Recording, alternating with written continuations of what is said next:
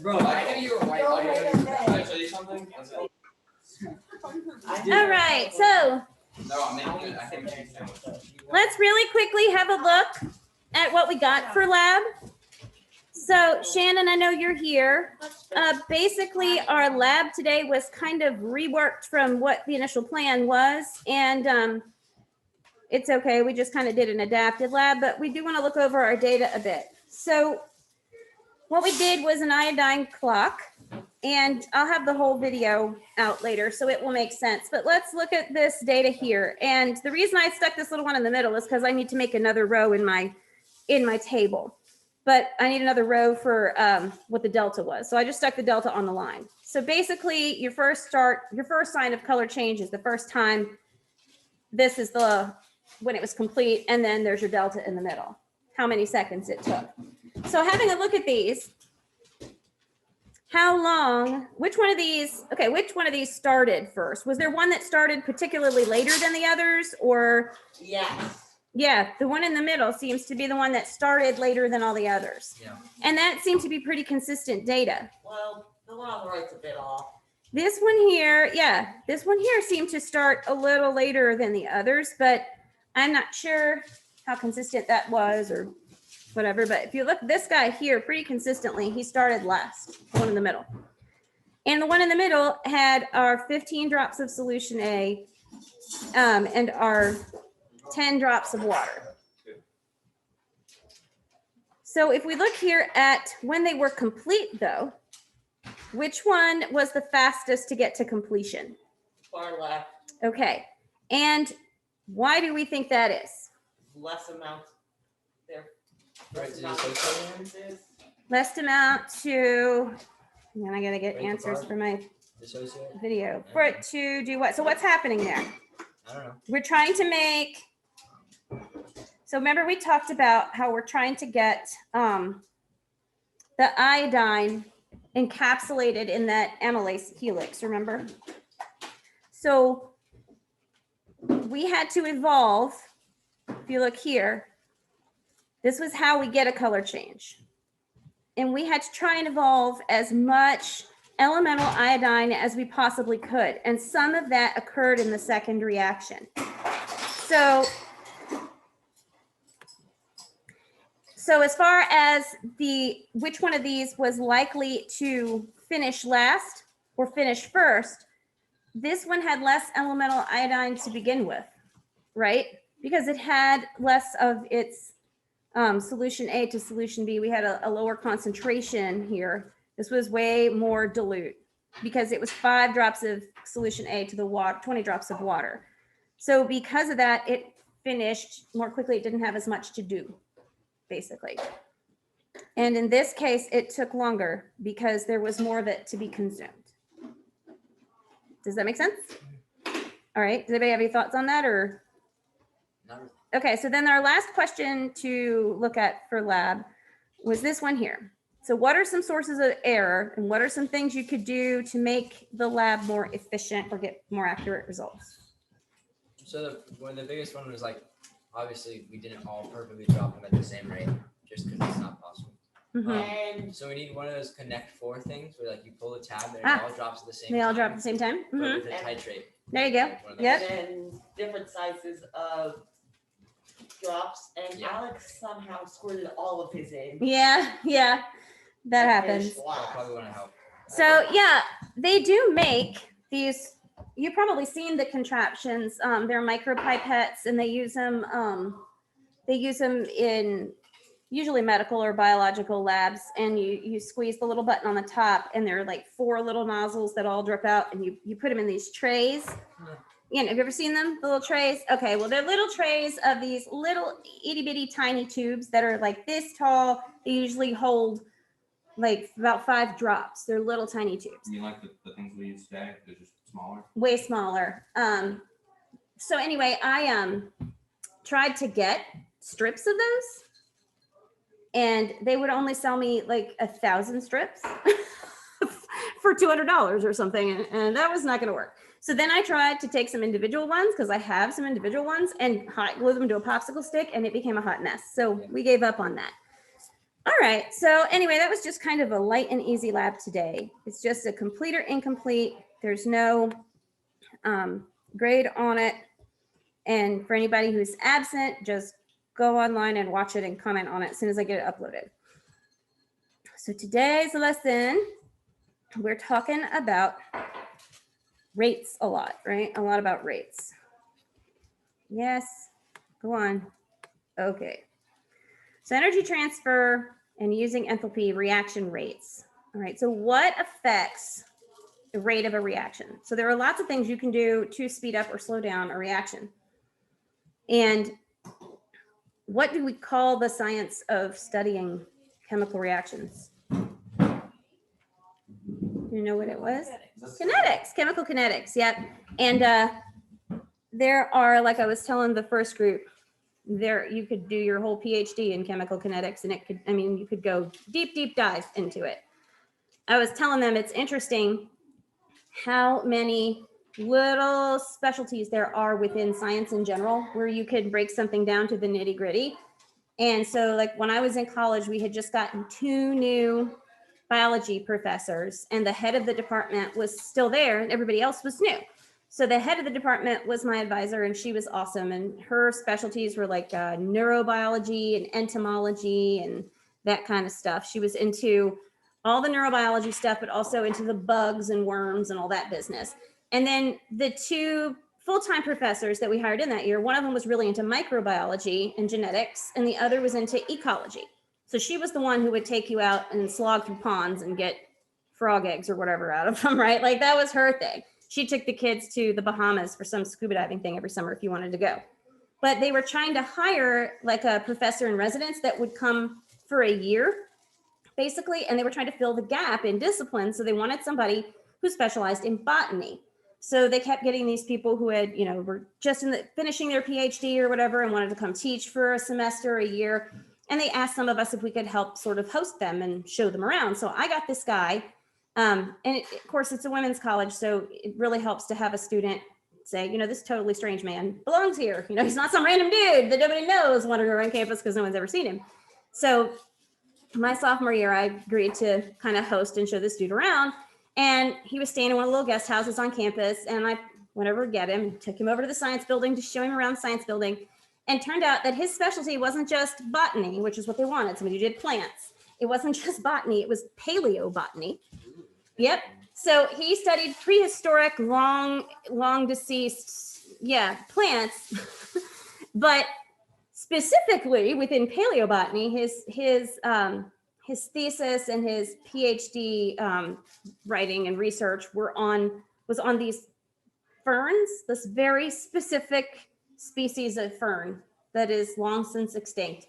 And the man had spent like 4 years of his life just on this fern. So you can get nitty gritty with science. So chemical kinetics is just one example of nitty gritty, right? So chemical kinetics is the study of reaction rates. So we go back to the word rate again. What's rate? You guys remember what rate is from physical science? What's your rate in the car? What rate do you travel at in the car? How would you describe it? Speed. Right, and how would you describe that?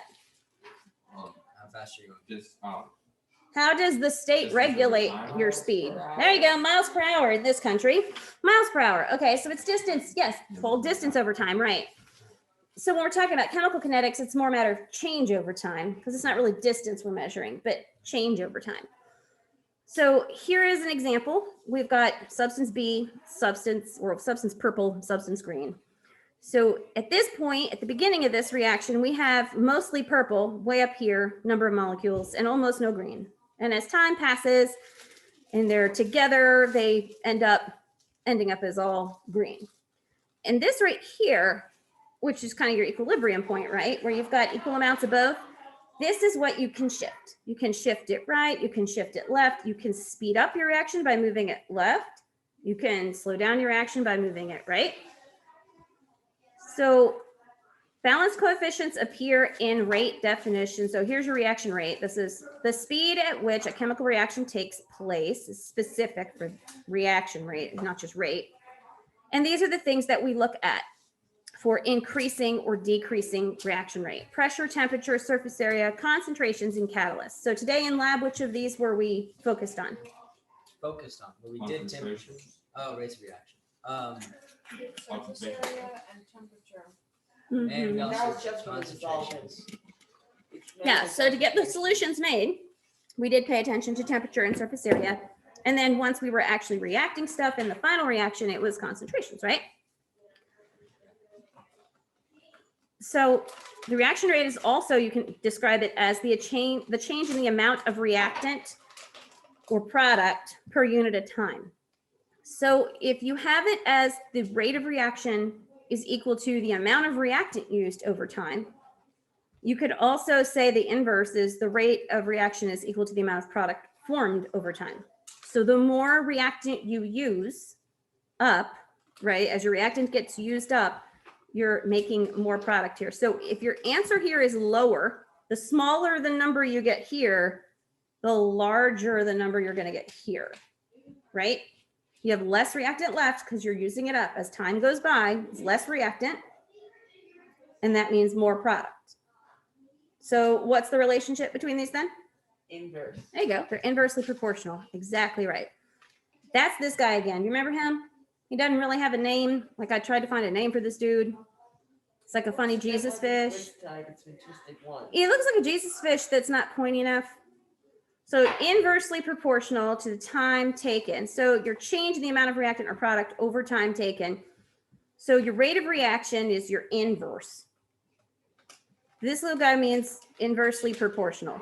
You'll see him again in math and in science, and I don't know how you remember that he's inversely. It's I don't know. It's like somebody didn't finish the infinity. I don't know. I tried to get a name for. I thought, is it a letter? Sometimes you have like a Greek letter, like lambda, or could not find a name for that dude. It's like an infinity that someone actually accidentally partially erased Yeah, exactly. and just felt that it. So we can measure reaction rates. And today we measured it by looking for a color change, but there are other ways you can measure reactions. If you're dealing with gases in particular, you can measure them by the volume of gas production. And they actually have this great little apparatus where you have a gas syringe. And basically with the gas syringe, the plunger it moves way more easily than a typical syringe you might be familiar with. So as the gas increases volume inside this flask here, it'll come up into that syringe and it'll push that plunger back, and you can get a measurement. So it's sort of the inverse of what you would do if you were injecting something with the syringe. And it's basically using pressure. Yep. Actually. You can always check with mass, right? That's obvious. Color, that's what we did today. But you can also test pH and electrical conductivity. That's another way to test. Temperature. Yeah, I mean, temperature's harder because say you're trying to test how fast, so what you're trying to do is test the rate of a reaction, how quickly a reaction or how slowly a reaction occurs. Temperature can tell you that the reaction happened, but temperature doesn't have, like, it increases slowly and it decreases slowly. You can tell a reaction's happened because it's hot, but measuring when that began and when that ended is a little harder because it tends to be more of a range. So then concentration.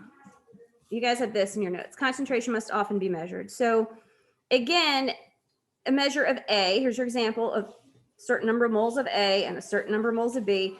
As the concentration of A decreases, the concentration of B increases, which is kind of what we saw when we looked at our data from our lab today. So if you look at that data from the lab today, we had one increase and decrease. You can kind of see it in the numbers. Where'd it go? If you look at our numbers here, you can kind of see that as our reactant increased, here's our higher amount of reactant, right? Well, I don't know. I'm gonna confuse you, so I'll wait. That's gonna be funky if I try and say that.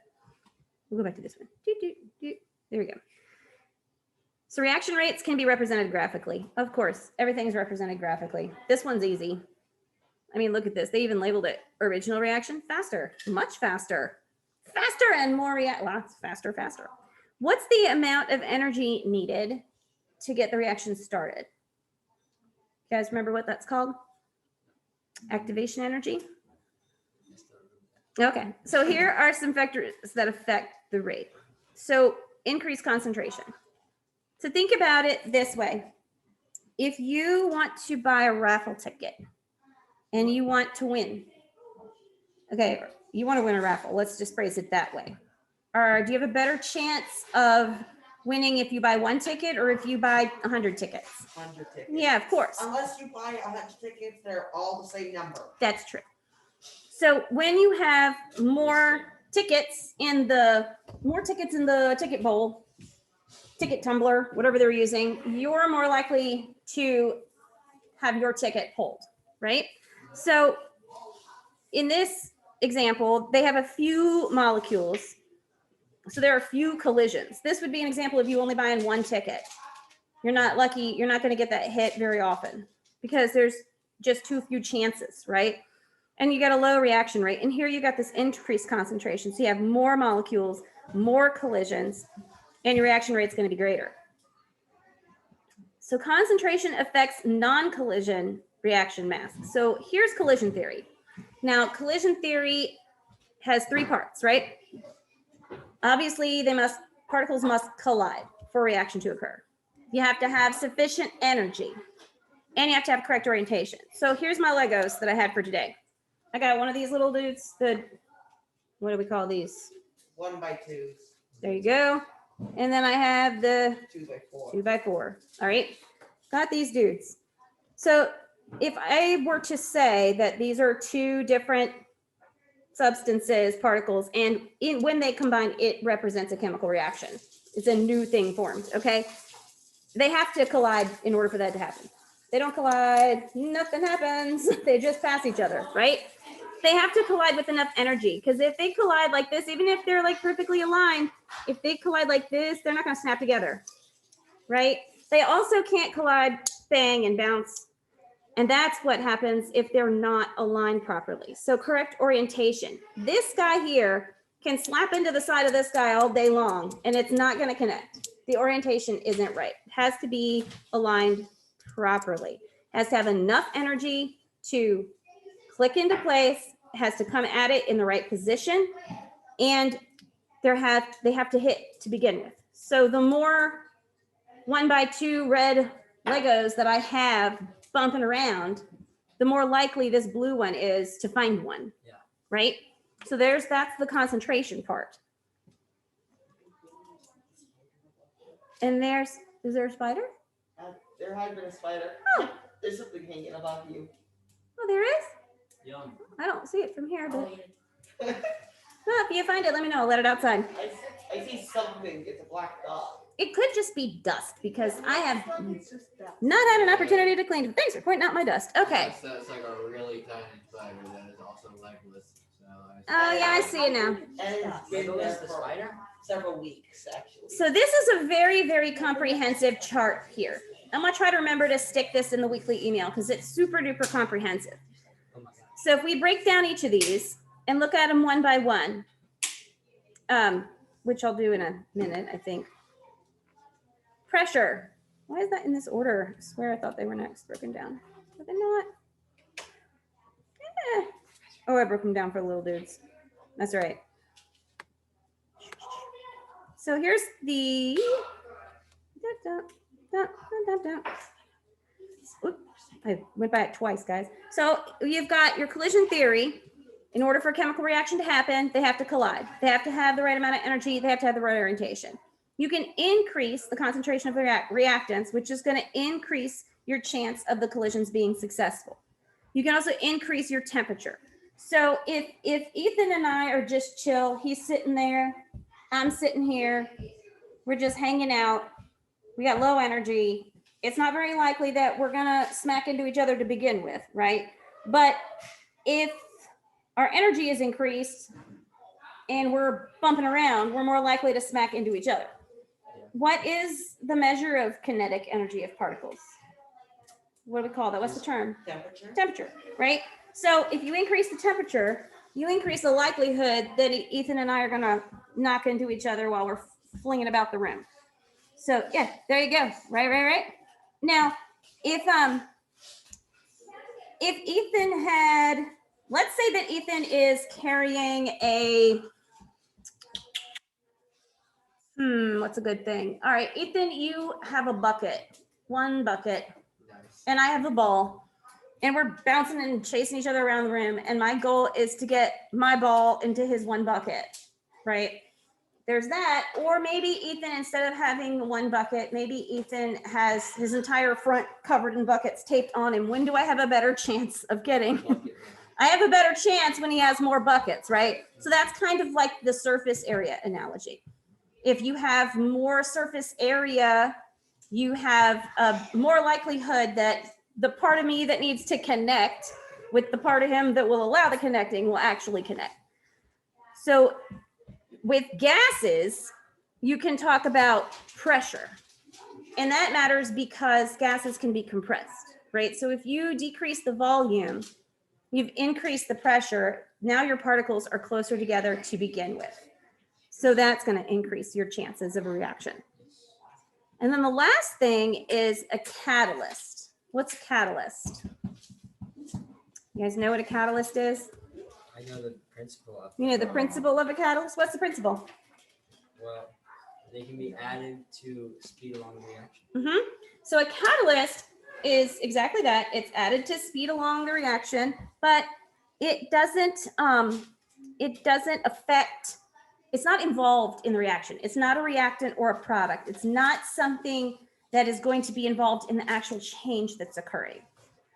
But it is going to lower that activation energy so that the reaction can take place. Is temperature a catalyst? Temperature isn't really considered a catalyst because it's, well, it is if you use the term loosely.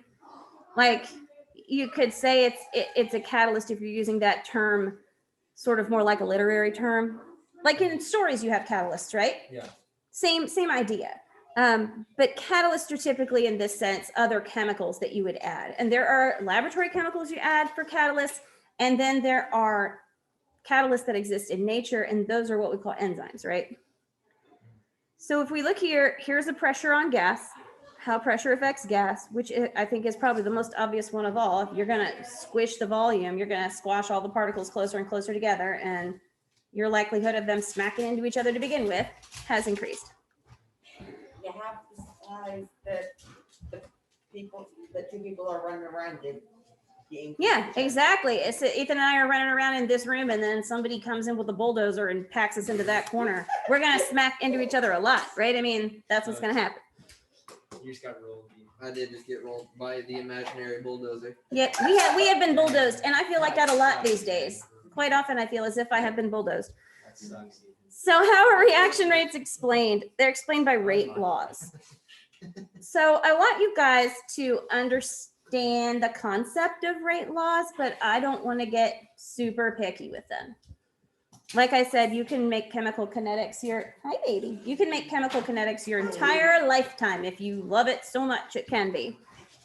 So rate law describes the way in which reactant concentration affects reaction rate. The rate law is an expression that shows how the rate of formation of product depends on the concentration of all species other than the solvent that take part in a reaction. So basically everything but the water that we use today, right? And rate laws can be simple or complicated. And by studying rate laws, chemists learn how a reaction takes place and can often make an informed guess about how atoms move in rearranging themselves from reactants to products. And it gets super detailed. So then you have this thing, this reaction mechanism. This is the sequence of little reactions that result in the big reaction. So far when we've looked at chemical reactions, we've looked at you combine this substance with this substance, and you go to the other side of the little bracket and you have these substances, right? But there are many chemical reactions that occur in steps. So that's what happened today in our lab. You actually have this part of a reaction, and then once that's done, then there's a second part. And all of those parts have a role in determining the rate. But there's one that's going to matter the most. And there's a good graphic for it when we get to it, but it's the slowest step that's going to matter. So here are some, oh, this is for, organic molecules. When you get into organic molecules, there are a series of steps that everything goes through.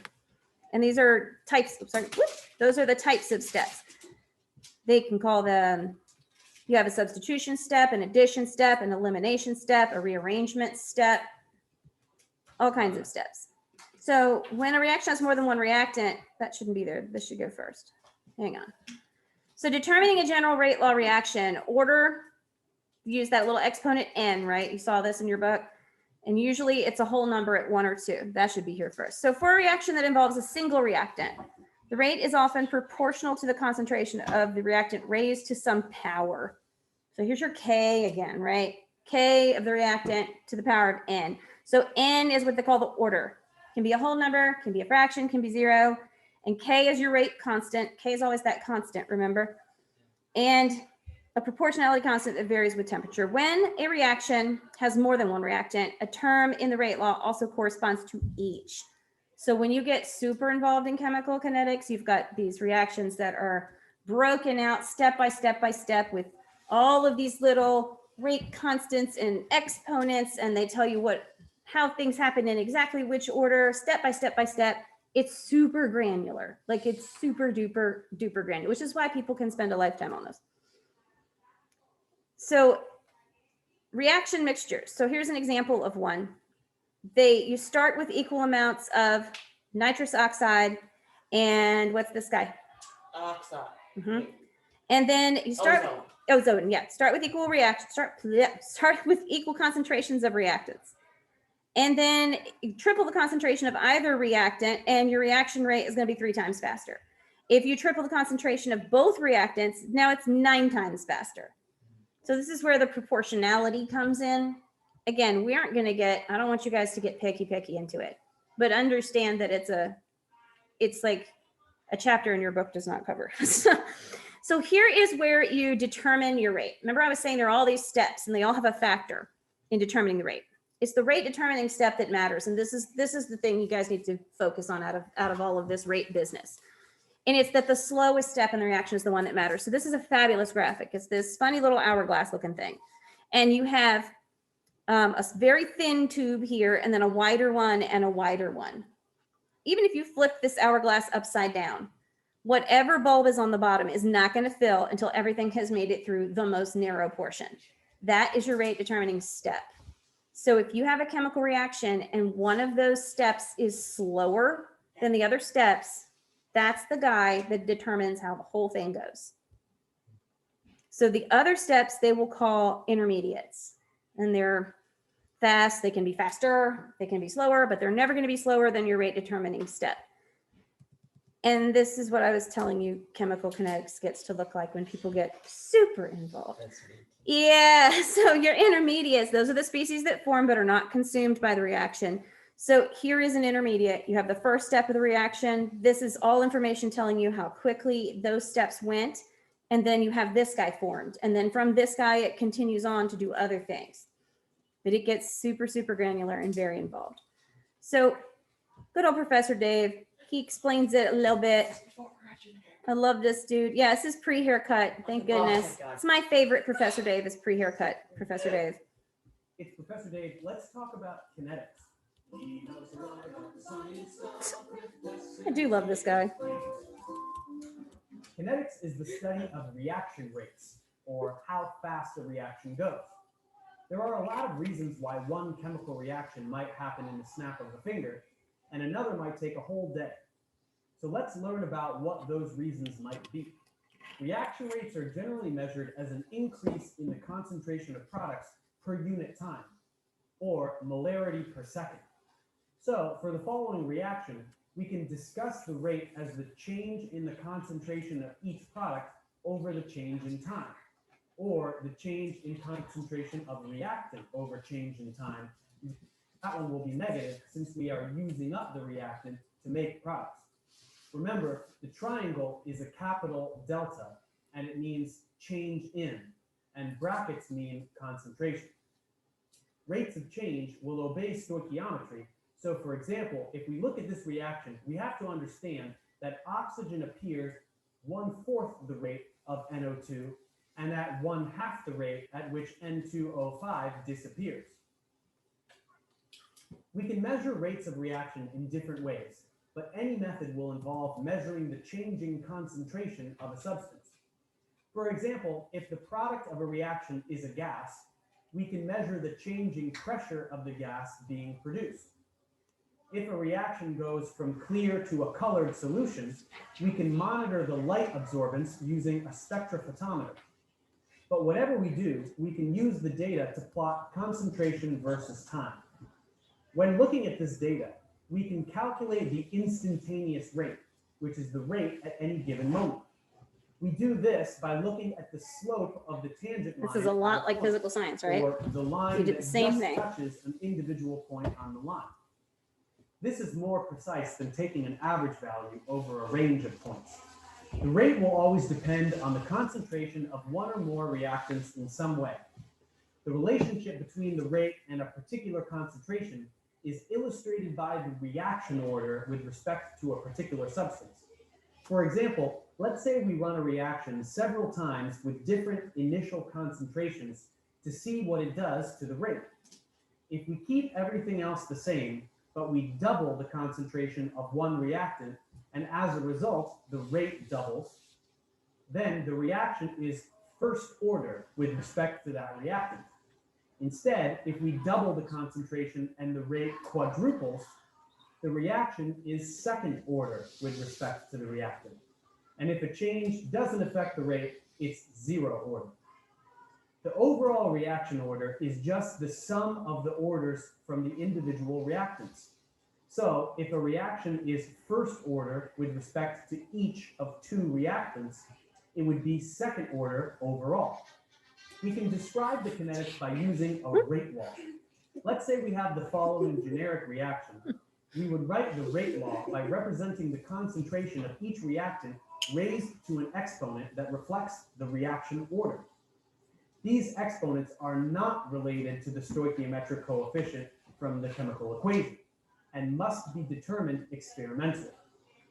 There is also a rate constant, K, which is a proportionality constant between rate and concentration. Now that we have the terminology down, Mm-hmm. how do we Clear as experimentally mud. determine the order of a reaction with respect to each given reactant? We do so by using initial rates data. We can run several trials of a reaction and vary the initial concentration of one reactant at a time. By doing this, we can see the effect that one reactant's concentration has on the rate. Let's look at the reaction from before. We can clearly see that doubling the initial concentration of the reactant makes it disappear twice as fast. So the reaction is first order with respect to N2O5 and therefore first order overall. We can determine the reaction order for each reactant this way. If we double a concentration, the impact on the rate tells us the order with respect to that substance. If the rate doesn't change, it's zero order. If it doubles, it's first order. Quadruples, second order. And if it's cut in half, then it's an order of -1. So Yeah. let's look at some sample data and try Like, to decipher the reaction order. Super clear, right? It's 2 to the power of n, Yeah. 2 to the power of. So it gets very granular. The big takeaway I want you to have with reaction rates is that they do have orders, which is determined by, You have Ozzy, Isn't but it? I'm not good at that. Yeah. Is Ozzy like jumping on people? No, he has quite as many. determined by the rates of the individual components, and that there is a rate determining step, and it is the slow step. That's the big takeaway for you guys. So when we talk about reaction pathways, when we get into organic chemistry, we aren't going to get this nuts, but if you take a college organic chemistry class, this will all, okay, this will, hey, Jimmy dog, you all right? Hey, come here. It's like, Come here. okay, everybody riled up, I'm the X-Box. Somebody's got the zoomies. Okay, so, oh, your little heart is pounding. Look at you. So anyway, if you look up there, you'll see that there are organic chemistry reaction pathways, and they do expect you to Like know all of these. So it gets nuts. But basically, to get from here to here, you would have to follow one of these pathways. So say you have an alkene and you want to produce an ester. Well, you have a couple choices, but these are the things you could do in the lab to get there. Remember, so we talk a little about oxidation and reduction as like one type of reaction step. These are all other types of steps. Very, very, very, very complex. And organic chemistry, by the way, these guys right here, alkane, alkene, dihalogen, alkane, halogenoalkane, these are all, you can look at the name and know the structure. Yeah.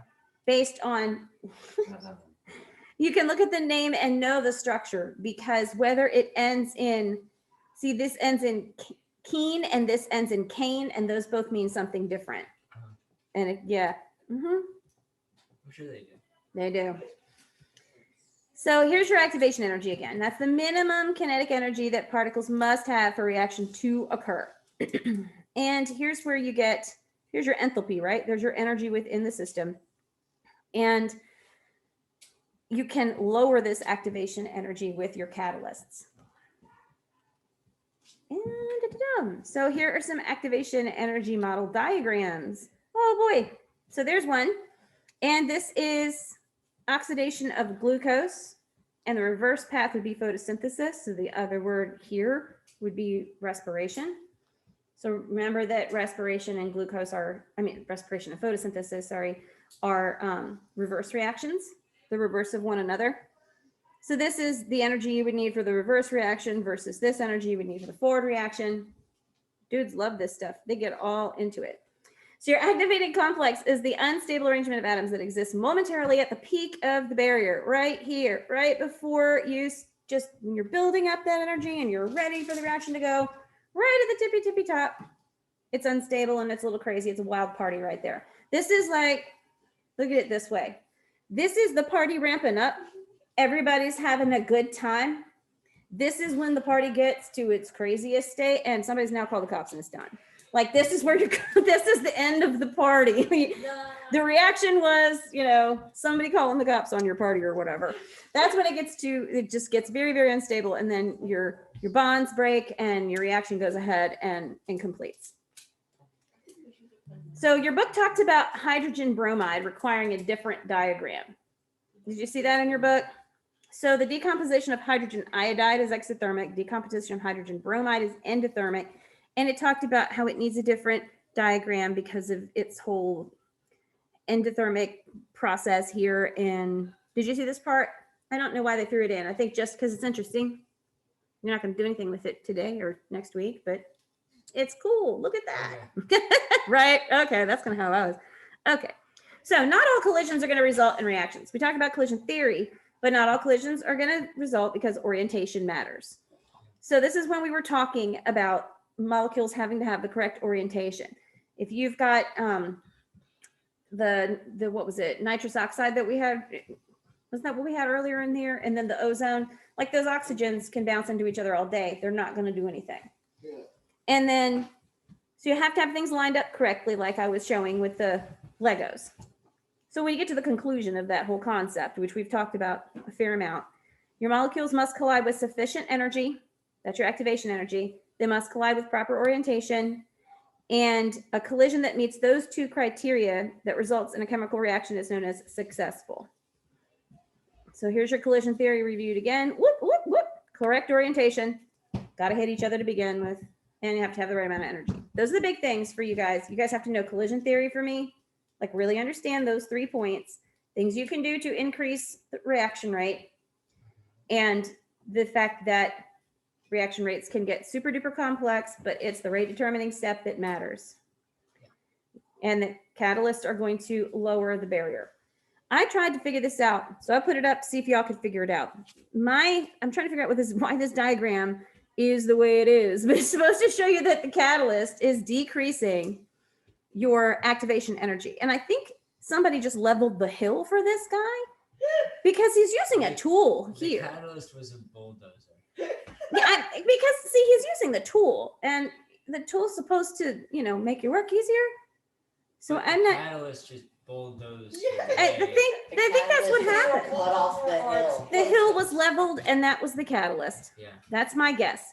So catalyst lowered the activation energy barrier, and here it shows you without a catalyst and with a catalyst, lowering the hill.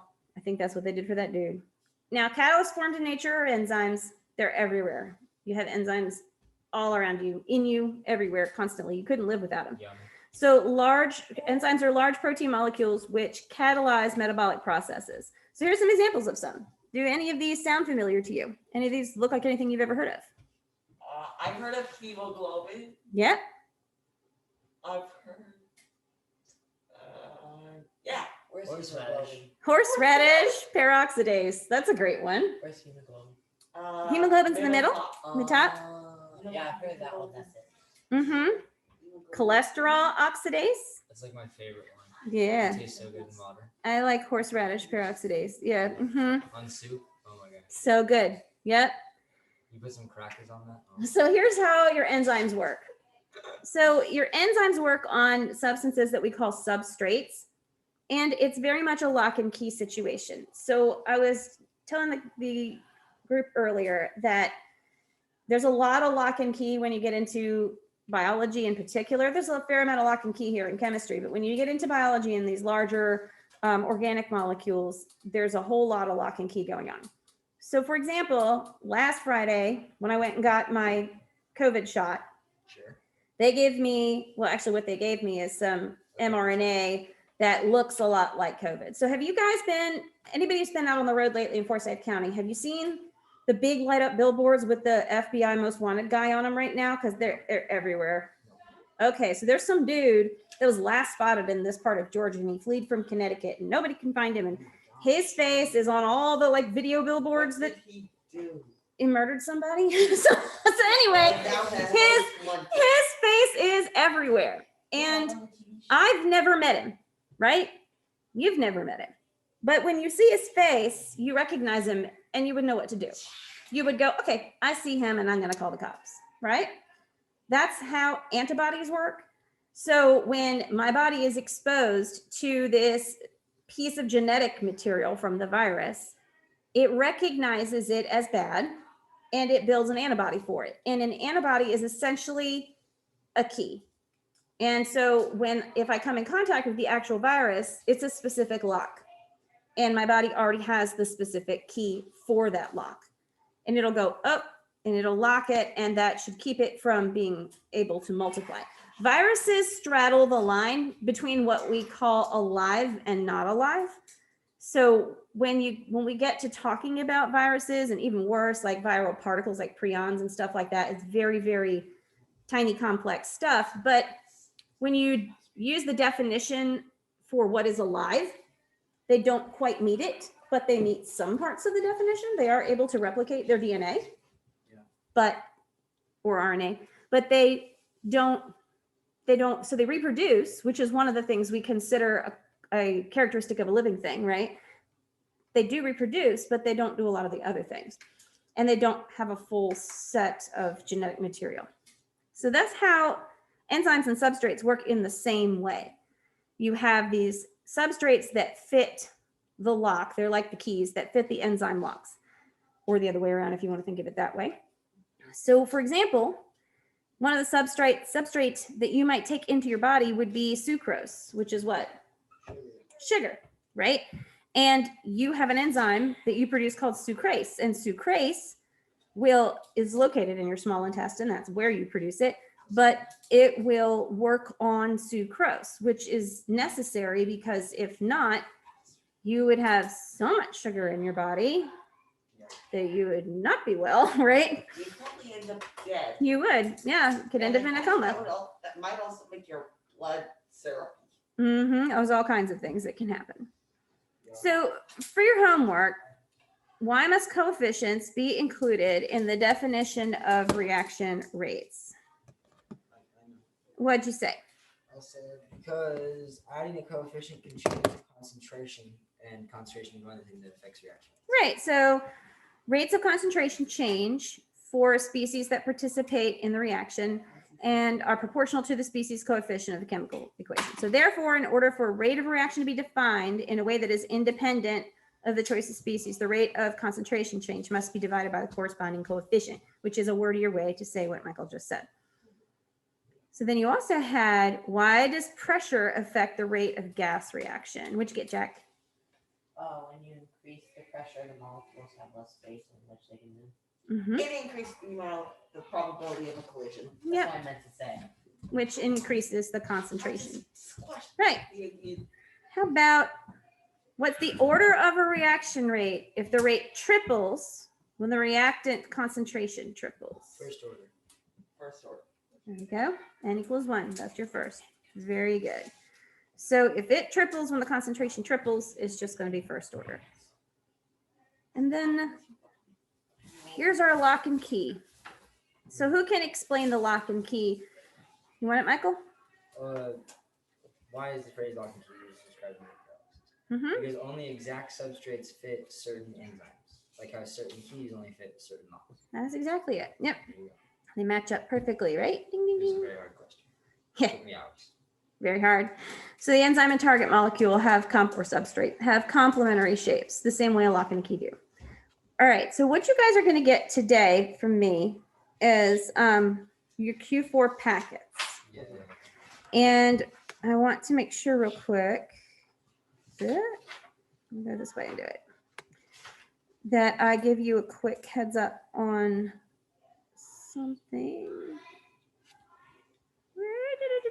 So many things going on. So you're a weird dude, man, but it's cool. It's all cool. So there's a lab in here. I'm going to show it to you first so you can see it in the syllabus, and then I'll show it to you as the lesson. But you have a lab coming up in a few weeks that's going to be a little different than some of the labs we've done. It's the one that is entitled Mystery Lab, and that is coming on, when is it? 20, whoop, not that far. 29, is it 20, 27, 28? Where is it?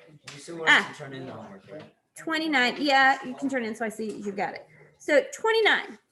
All right, and it just says Mystery Lab, and if you look, that is the week that we're going over nuclear chemistry. All right. That doesn't sound good. So the Mystery Lab that we're gonna do, let me throw this over here. I want to make sure I give you a heads up because you're gonna have to remember to bring some things to class. That is on. What did I just say it was? 29, right? Q4, 29.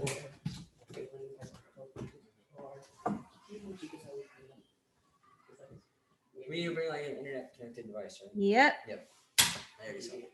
you saw it. Good. Okay, so your lessons from this point on pretty much look like this, by the way. These are the things you need to be sure to hit on. They're the main points in your chapter. And then it's just, okay, write your notes. Okay. I'm not writing your notes for you. You know how to do this now. And then there will be usually some little bit at the end. And a lot of the questions from here on out for homework are going to say something like in your book, from the section review or from the chapter review, answer question, whatever. So for this one, you're going to need to bring, for lab 29, you're going to need to bring an internet capable device if you have one, and preferably laptops or tablets because phone screens are just little. This is it's a WebQuest. It's a WebQuest lab and it looks so fun. And I actually did part of it just for the heck of it. It really was fun. So we'll be doing that. And then our labs in general for the next couple weeks are going to be there's only a couple more of them that get super involved. Yeah. Yeah, they really do. And I'm going to set up the Q4 grade book this afternoon. So when you look at the labs for the next few weeks, just so you know, where are we? So this is next. So this was this week, and it said that it said your lab was due in class, right? Your 26th. That's all. No. Yeah. Right. We're done. Next week we're doing the redox titration lab. That one will be a write-up, most likely. It's gonna be, Next week is. oh, and redox no, titration? that's a complete in class one. Yeah, next week is the redox titration. Oh, it said this week was redox. Yeah, that's why it was one of the ones that was wrong. Yep. So it should have been reaction rates, and it was wrong even at that. So next week is redox titration, and it is a keep in binder. Sorry, complete in class and keep in binder. Then we're doing electrolysis of water, and if you've never done that, it is super duper fun. But essentially, we're going to be breaking water back into hydrogen and oxygen, which is super fun. We'll do that, and then we have our mystery lab. When do we have break? Break is right here.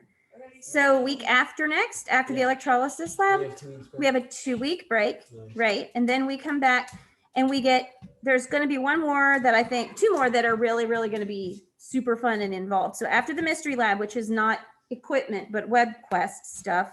WebQuest sounds wrong to me. I sound like I'm speaking like Mowage, but I'm not. It just sounds like that in my head, WebQuest. I don't know why. But lab 30, when we get into polymers, which is more towards the organic chemistry side of things, when we get into polymers, we're going to be making our own bouncy balls. Yeah. Right? No. Yep. You will not read it. And then we have our DNA lab. And that lab, the polymer make your own bouncy ball lab, is a turn-in lab. And then after that, it's the DNA lab, and then we're done. The DNA lab I added a part 2. So we are going to be extracting DNA from onions, which was the original lesson all along. But then I found a lab for looking at your own DNA. So we're going to do that too. So you'll be able to see your own DNA. We're not going to do all the fun, like break it down stuff. That's super fun. But I love that. That is very fun to do, where you get the little bars. That's super fun. But all right. But we will, at least you'll be able to see it, which will be interesting. And then we'll be wrapping up the year. So we're nearly done. So that's why it's getting into this stuff that we're just kind of touching on. We're just touching on this stuff from kind of this point out. The nitty-gritty stuff is pretty much done. All right.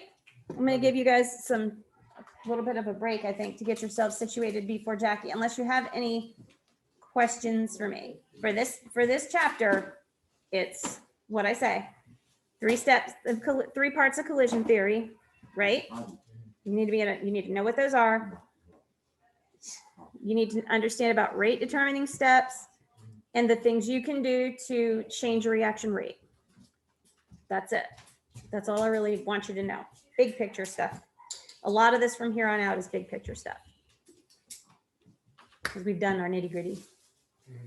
And we were thinking, Jason and I were trying to think the other day about how many labs we actually did in school. Like he did AP Chem and I did just kind of Gen Chem, because that was his last chemistry after that. He didn't need any more for his major. But I don't think we did but maybe 4 labs the whole year. I really don't think we did. So the fact that you guys have gotten one every week is, I mean, if you have public school friends that are doing chemistry, seriously ask them how many labs they're doing. I'd be curious to know how many labs they actually do. I don't think they do anywhere near the amount we do. So, all right. Ooh, I got a chat from, is it Shannon? No. Hang on, did she say something to me? A week. For what a week?